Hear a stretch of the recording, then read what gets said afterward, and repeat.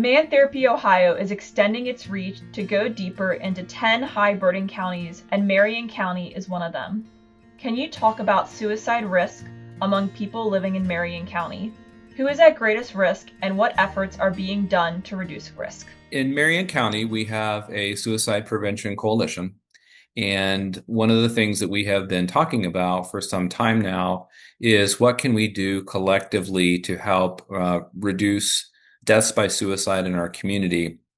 And as part of that, we have been talking about what are some strategies we can use to address this issue, especially with adult men.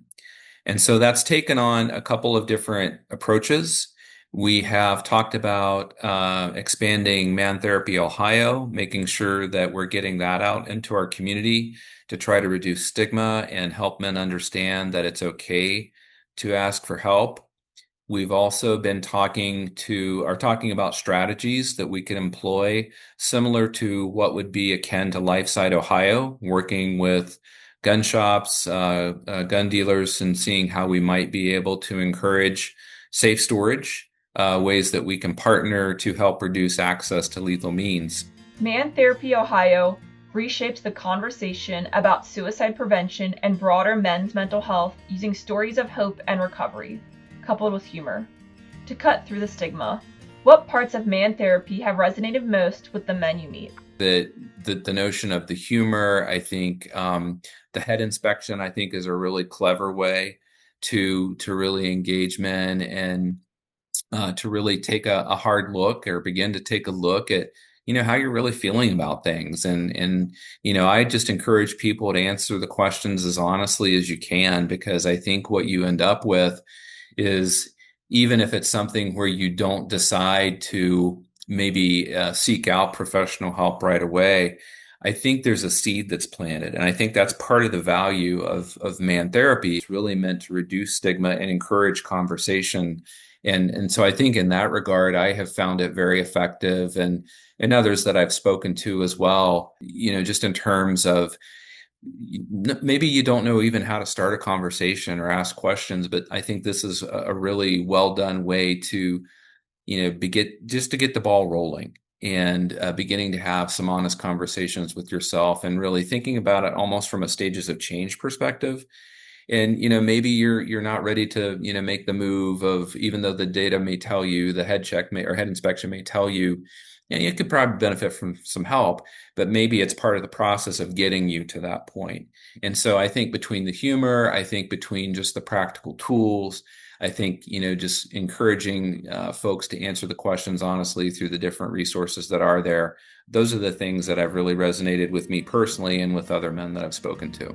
Thank you for including Man Therapy into your outreach materials and events. From your experience, what are the best ways others can introduce Man Therapy to their communities and why? Providing as much information at community events as possible. But I think the other part of it is really kind of working in partnership with employers and really focusing on the work perspective. I think so working with those HR departments and making sure that they're aware that help is out there, that resources are there, that, this is one tool that can be used to be, supportive of people.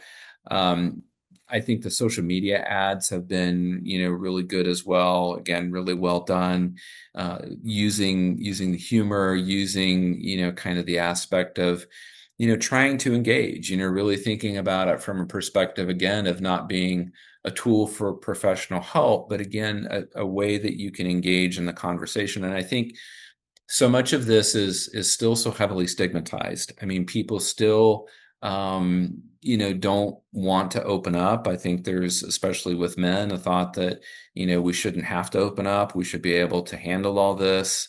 But I think this is a way that encourages that engagement in such a way that it makes it feel safe. And I think it makes it feel in such a way that it's okay to open up, to have these conversations, look at the resources online, and being online and having the ability to look at those things, in the privacy of your own home, online, and just beginning to really think about how maybe it could help benefit not just your overall health, but how it could maybe benefit other relationships as well.